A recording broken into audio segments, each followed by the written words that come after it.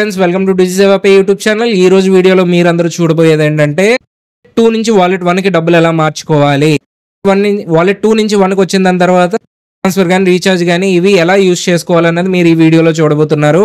Last వీడియోలో మీరు cash out అది చూసుంటారు, ఎలా సెటిల్ చేసుకోవాలన్నది సేమ్ అంతే పద్ధతిలో ఉంటుంది. ఇక్కడ వాలెట్ క్యాష్ అవుట్ అని ఉంది చూసారా, సర్వీసెస్ లో చేయండి. ఇక్కడ క్లిక్ చేసిన దాని తర్వాత వాలెట్ టు వాలెట్ ట్రాన్స్ఫర్ అని వస్తుంది. ఇక్కడ మీరు ఎంత అమౌంట్ ఉందో అంత అమౌంట్ ని మీరు ట్రాన్స్ఫర్ చేసుకోవచ్చు. కాకపోతే వాలెట్ 2 లో ఉన్న మినిమం బ్యాలెన్స్ 100 అది వదిలేయాల్సి ఉంటుంది. 100 వదిలేస్తే ఇంకా ఎంత ఉంది, 401 రూపీస్ అనేది మీరు ట్రాన్స్ఫర్ చేసుకోవచ్చు. సో ఇక్కడ 100 నేను టైప్ చేశాను, ట్రాన్స్ఫర్ కొట్టాను, అమౌంట్ అనేది వాలెట్ 1 కి షిఫ్ట్ అయిపోతుంది. చూసారు కదా, ఇక్కడ 100 అయిపోయింది. ఒకసారి రిఫ్రెష్ చేసుకుందాం. ఇక్కడ చూసారు కదా 536 అన్నది వచ్చింది. సో ఇప్పుడు నేను ఈ అమౌంట్ని రీఛార్జ్ కానీ మనీ ట్రాన్స్ఫర్ కానీ పే బిల్కి కానీ నేను యూజ్ చేసుకోవచ్చు. అలాగే ఇన్సూరెన్స్ అన్న దానికి కూడా నేను యూజ్ చేసుకోగలను.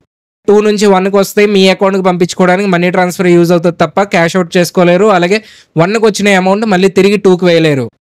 వాలెట్ 1లో ఉన్న మినిమం బ్యాలెన్స్ కూడా 100 రూపీస్, దానిపైన ఉన్నదే మీరు రీఛార్జెస్కి కానీ మనీ ట్రాన్స్ఫర్కి కానీ వాడగలరు. Thank you.